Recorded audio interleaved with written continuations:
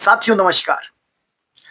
साथियों, जिस देश में सनातन जैसी संस्कृति हो, वेदों जैसा ज्ञान हो और मजबूत परंपराएं हो, शंकराचार्य जैसे मजबूत धार्मिक स्तंभ हो, क्या उसी देश में आज हिंदुत्व दो हिस्सों में बंट चुका है? जहां पर एक राजनीतिक हिंदुत्व नजर आता है और एक धार्मिक और सामाजिक हिंदुत्व। साथियों, ये प्रश्न इसीलिए क्योंकि आज की जो स्थिति हमें नजर आ रही है वहां पर राजनीतिक हिंदुत्व अलग रूप में नजर आता है और धार्मिक हिंदुत्व अलग नजर आता है और कई बार कुचला भी जाता है। साथियों, एक तरफ है राजनीतिक हिंदुत्व जो मंचों पर नजर आता है, जो नारों में नजर आता है, जो चुनावों की रैलियों में नजर आता है, बहुत बड़ी बड़ी भीड़ों को इकट्ठे करता है, हालांकि चुनावों को जीतता है, बड़े बड़े पोस्टरों में दिखाई देता है। और एक धार्मिक हिंदुत्व है जो मंदिरों में, मठों में, परंपराओं में, तपस्या में, आस्था में, तप में नजर आता है। लेकिन शंकराचार्य जैसे मजबूत हिंदू स्तंभ को जब वो अपने नियमित सैद्धांतिक परंपरा को निभाते हुए माघ मेले का जो घटनाक्रम है, स्नान करने जाते हैं तो उन्हें राजनीतिक ताकतों से कानूनी शक्ति का प्रयोग करते हुए कुचला जाता है। इस रूप में उनके अनुयायियों को, उनके भक्तों को, उनके शिष्यों को चोटी से पकड़कर घसीट दिया जाता है। साथियों, यहीं से ये बात स्पष्ट होती है कि जो राजनीति में हिंदुत्व की या धर्म की बात होती है वो सिर्फ सत्ता प्राप्त करने के लिए है। उसका धार्मिक हिंदुत्व से दूर दूर तक कोई लेना देना नजर नहीं आता। अन्यथा हिंदू धर्म के मूल स्तंभ शंकराचार्य के साथ ऐसा नहीं होता। साथ ही इस पर बहुत मजबूत रूप में सोचने की जरूरत है, क्योंकि जो व्यक्ति किसी पद पर बैठा होता है उस वक्त उस पद की गरिमा उस व्यक्ति से अधिक महत्वपूर्ण होती है। इसीलिए उस पद की गरिमा सबको रखनी चाहिए। शंकराचार्य का पद किसी राज्य की प्रशासनिक व्यवस्था से ऊपर है, इसीलिए उसकी अलग मर्यादाएं हैं। लेकिन साथियों, इस पर एक मजबूत रूप में सोचने की जरूरत है। इस वीडियो में किसी पार्टी को लेकर के मैं आलोचना नहीं कर रहा हूं, लेकिन जो दिख रहा है एक समाज को, एक धर्म को, एक राजनीति को अलग अलग नजरिए या अलग अलग धाराओं में जाते हुए मैं देख पा रहा हूं। जब राजनीतिक जरूरत होती है हिंदू समाज की तो बड़े बड़े नारे गढ़े जाते हैं, बड़ी बड़ी रैलियां की जाती है, बड़ी बड़ी बड़े बड़े पोस्टर लगाए जाते हैं। लेकिन जब वहीं पर धार्मिक कोई कार्य हो रहा होता है उसमें समस्याएं पैदा होती है। ये एक बार की बात नहीं है। यहां पर ये हम आराम से कह सकते हैं कि कुंभ का मेला भी हुआ था, वहां बहुत व्यवस्थाएं की गई थी। साथियों, धर्म सबसे पहली बात यह है कि वो इन चीजों को नहीं मानता है कि आप कितना बड़ा प्रचार कर पा रहे हैं, कितनी बड़ी चीजें कर पा रहे हैं। धर्म आस्था से जुड़ा हुआ विषय है। यदि आप आस्था को ही नहीं समझ पा रहे हैं तो आपके किए हुए बड़े से बड़े कार्य भी किसी काम के नहीं रहते। इस पर मजबूत रूप से सोचने की जरूरत है। माघ मेला में भी यही चीज देखने को मिली है, इससे पहले भी। और दूसरी तरफ सरकार में बैठे हुए हैं हमारे आदित्यनाथ योगी जी, स्वयं को सन्यासी मानते हैं, हिंदू धर्म से जुड़े हुए हैं, बहुत सारी चीजों को जानते हैं। उसके बाद भी शंकराचार्य के साथ ऐसा व्यवहार करना कितना उचित है? क्या हिंदू समाज के अंदर आंतरिक तौर पर मतभेद होने शुरू हो चुके हैं? वो राजनीतिक तौर पर हो, धार्मिक तौर पर हो, या अलग अलग धाराएं चलने लगी है? इस पर बात करने की और सोचने की जरूरत है। साथियों, जब भी सत्ता से कोई सवाल पूछता है तो वो सत्ता का सबसे बड़ा शत्रु बनता है। कहीं यही बात तो शंकराचार्य की सबसे बड़ी गलती तो नहीं? इसीलिए शंकराचार्य के साथ ऐसी घटना हुई है, इस पर सोचने की जरूरत है। और ये सिर्फ राजनीतिक या धार्मिक विषय नहीं है, पूरे सामाजिक तौर पर हिंदू समाज को इस विषय में सोचना चाहिए कि उनका जो पूरे धार्मिक स्तर का एक स्तंभ है, जो चार स्तंभों के रूप में, चार शंकराचार्यों के रूप में जाना जाता है, उनमें से एक शंकराचार्य जिनका अपमान ही नहीं हुआ है, अपितु उनके शिष्यों को चोटी से पकड़कर पीटा गया है, उसके बावजूद भी सब लोग शांत, एक राजनीतिक भक्त होकर के इस चीज को नकार रहे हैं या सामान्य रूप में इसे देख रहे हैं। साथियों, ऐसी स्थितियां औरंगजेब के समय में भी नहीं बनी थी, ऐसा माना जाता है या माना जा रहा है इस घटना को देख करके।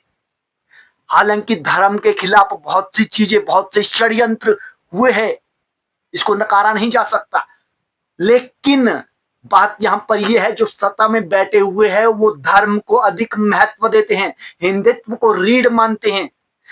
जो चीजें मुगलों के काल में हुई है, अंग्रेजों के काल में हुई है, कांग्रेस के काल में हुई है, वही घटना बीजेपी के काल में क्यों हो रही है, ये सोचने की बात है। और इस पर हमें विशेष रूप से मजबूत तौर पर सोचने की जरूरत है, इसे हम हल्के में नहीं ले सकते हैं। सबसे बड़ी समस्या यहीं से उत्पन्न होती है। साथियों, एक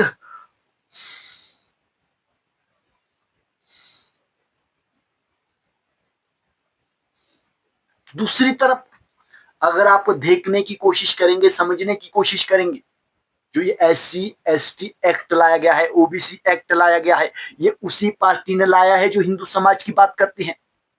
मैं किसी वर्ग का यहां पर मुझे कोई लेना देना नहीं है, लेकिन मैं नियत की बात कर रहा हूं। जो हिंदू एकता की बात करते थे, उन्होंने ही 1990 में SC/ST एक्ट लाया है। उसके बाद 2017-18 में इसको और मजबूत किया गया, और आज के समय में इसे कॉलेजों, यूनिवर्सिटियों तक लागू कर दिया गया है। सीधा ही FIR होते हुए गिरफ्तारी, बिना किसी जांच के, कोई बेल की संभावना नहीं। ऐसी नफरत सामान्य वर्ग से क्यों, जब आप धार्मिक तौर पर एक मजबूत राष्ट्र की बात करते हैं?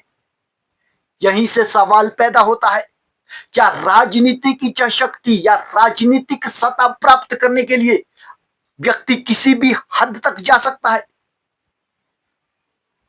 यहीं पर राजनीतिक हिंदुत्व और धार्मिक हिंदुत्व दोनों अलग अलग धारा में नजर आते हैं, और इस पर मजबूत रूप में सोचने की जरूरत है। यदि हम इस पर मजबूत रूप में सोचेंगे नहीं, चर्चा नहीं करेंगे, तो ये बहुत ही गंभीर बात हो सकती है। साथियों, शंकराचार्य कोई साधारण व्यक्ति नहीं है, साधारण संत नहीं है कि कोई भी आकर के कुछ भी कर ले। शंकराचार्य एक बहुत ऊंचा स्तंभ है, बहुत ऊंचा पद है, उस पद की गरिमा होनी चाहिए। जिस तरह से आज कहा जाता है कि शंकराचार्य ही नहीं है, अगर कोई ये कह दे कि प्रधानमंत्री ही नहीं है, फिर नहीं मानेंगे। जो व्यक्ति जिस पद पर बैठ गया है उस पद की गरिमा होनी ही चाहिए। कह देंगे कि ऐसे ही बेकार के वोटों से जीते हैं, क्या करेंगे फिर? साथियों, इस बात का कोई भी, जब कोई व्यक्ति किसी पद पर बैठता है, सबसे पहले जरूरी होता है कि उस पद की गरिमा रखी जाए। और शंकराचार्य कोई साधारण व्यक्ति नहीं है, ये किसी से छुपा हुआ नहीं है। ये हमें सोचना समझना पड़ेगा। इसीलिए जब जब सत्ता के सामने कोई सवाल उठाता है, धार्मिक तौर पर मजबूत रूप में आता है, तो सत्ता की हमेशा प्रयास रहे है कि उन पर नियंत्रण किया जाए, मठों को, मंदिरों को या फिर संतों पर अंकुश लगाया जाए। तो इसीलिए क्या ये जो आज धार्मिक तौर पर राजनीति हो रही थी, वो धार्मिक वर्चस्व को दबाने का प्रयास कर रही है, उसे अंकुश करने का प्रयास कर रही है, उसे कम आंकने का प्रयास कर रही है? तो साथियों, इस पर जरूर सोचने की बात है, क्योंकि हिंदू समाज के लिए, जहां पर हम हिंदू समाज की बात करते हैं, अखंड एकता की बात करते हैं, वहां पर जब इस तरह की चीजें सामने आती है, तो ये किसी भी समाज के लिए, किसी भी संस्कृति के लिए, किसी भी समुदाय के लिए बहुत खतरनाक होता है। क्योंकि हमारे धर्म के इस वक्त जो सर्वोच्च शिखर पर विराजमान है वो शंकराचार्य हैं। अगर उनके साथ इस तरह की स्थितियां बनती है तो ये कोई सामान्य घटना नहीं है। तो यहीं से पता चलता है कि जो लोग धर्म की राजनीति कर रहे हैं वो सिर्फ राजनीति के लिए धर्म की बात करते हैं, धर्म से वास्तव में कोई लेना देना नहीं है। इस बात को स्पष्ट मत के साथ सोचना समझना पड़ेगा। इतिहास गवाह रहा है, जब भी किसी धार्मिक व्यक्ति ने, किसी भी न्यूट्रल व्यक्ति ने सत्ता से प्रश्न उठाए है तो उसे कुचला जाता है, उसे किसी ना किसी रूप में बदनाम किया जाता है, उसे नष्ट करने की कोशिश की जाती है। क्या आज शंकराचार्य के साथ भी ऐसा ही हो रहा है? तो जब दो धाराओं में हिंदू समाज, हिंदू समुदाय बंट चुका है, वो चाहे राजनीतिक रूप हो, वो चाहे धार्मिक रूप हो, तो सबसे पहले किसके साथ खड़े होने की जरूरत है? इस पर सोचने की जरूरत है, मजबूत रूप में बात करने की जरूरत है साथियों।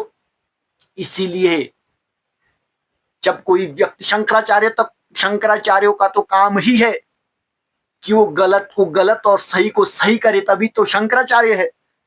यदि वो भी चाटुकारिता करने लगे, सत्ता की दलाली करने लगे, सत्ता के तलवे चाटने लगे, तो फिर किस चीज के शंकराचार्य रह गए? शंकराचार्य तो वास्तव में वही है जो सत्ता को भी चुनौती देता हो, यदि गलत हो रहा है तो गलत बोलने की हिम्मत रखता हो।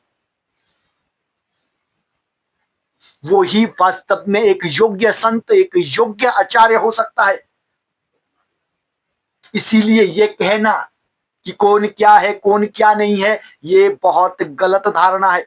क्योंकि जो व्यक्ति जिस पद पर बैठ गया है उस पद की गरिमा रखना सबकी जिम्मेदारी है।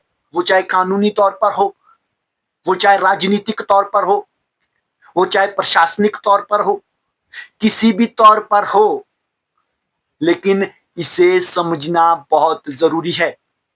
आज हम लोग आपस में ये चीजें कर रहे हैं, दूसरे स्तर पर भी बहुत सारी चीजें हो रही है हिंदू समाज के अंदर जो पीड़ादायक है। यदि लोग आज सत्ता से सवाल नहीं पूछेंगे, अगर ये क्षमता नहीं है, अगर हमारे अपने सत्ता में बैठे हैं, तो इसका मतलब यह है कि हम बात ही नहीं करेंगे, जो भी चल रहा है उसे चलने देंगे। तो साथियों, ये बिल्कुल एक कायराना हरकत है। यदि गलत चीज हो रही है तो उस गलत के खिलाफ सबसे पहले प्रश्न उठाओ। यही आपको सनातन सिखाता है, यही भगवान कृष्ण सिखाते हैं, यही भगवान राम सिखाते हैं। यहां पर आंख बंद करके चाटुकारिता करना या फिर तलवे चाटना, सीधे सीधे शब्द में कह रहा हूं, ये कहीं भी हिंदुत्व जैसी या फिर हिंदू समाज जैसे मजबूत सनातन संस्कृति को शोभा नहीं देता। इसीलिए अगर गलत हुआ है तो उसके खिलाफ प्रश्न उठाना जरूरी हो जाता है। तो साथियों,